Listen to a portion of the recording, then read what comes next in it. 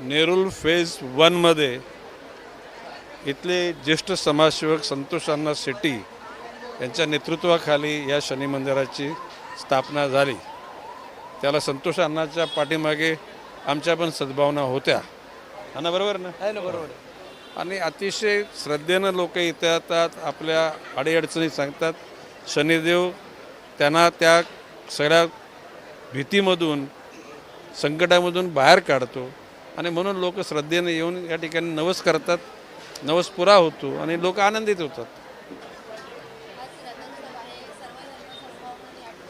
हे बघा, रथोत्सवामध्ये सगळेच लोक सहभागी होतात।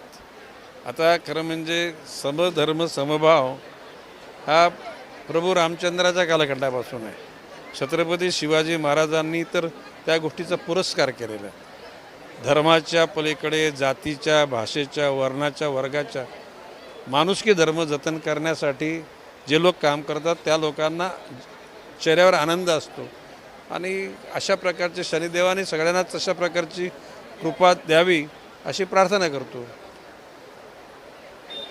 शनी मंदिर आहे, मोठा उत्साह सुरू आहे, काही विशेष आशीर्वाद किंवा काही मागितला आहे? शनिदेवाने मी एकच सगळ्यांना सुख दे, शांती दे, सगळ्यांना योग्य मार्गाने जाण्याची सुबुद्धी दे। राज्यासाठी किंवा मित्रपक्षातील नेत्यांसाठी काही? नाही, हे बघ, माझं म्हणणं आहे की प्रत्येक माणूस हा देव नाही आहे।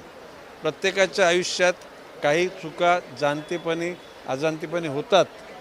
योग्य वेळी ज्याला समजतं की हे चुकलेलं त्याला कबूल करायचं, नाही ते दुरुस्त करायचं असतं। काय बोललो मी? भिकाऱ्याला जर पाय लागला तर भिकाऱ्याची माफी मागायची असते। कोणाची? भिकाऱ्याची। लहान मुलाचा अपमान झाला तर त्यालासुद्धा सॉरी म्हणून त्याला समजून सांगितलं पाहिजे। जगाच्या पाठीवर श्रेष्ठ कोणी नाही आहे। सगळे या जगातून जाणार आहेत, पण जाईपर्यंत जितकं परमेश्वराने संधी दिली तेवढे सत्कर्म करा। आणि गणेश नाईकने आजवर तसंच केल्यामुळे गणेश नाईक मेंटली फिट आहे, फिजिकली फिट आहे, सोशली, पॉलिटिकल आणि गरजेवढा इकॉनॉमिकली फिट आहे। गरजेवढा। माझ्याकडे 2 नंबरचा पैसा नाही आहे।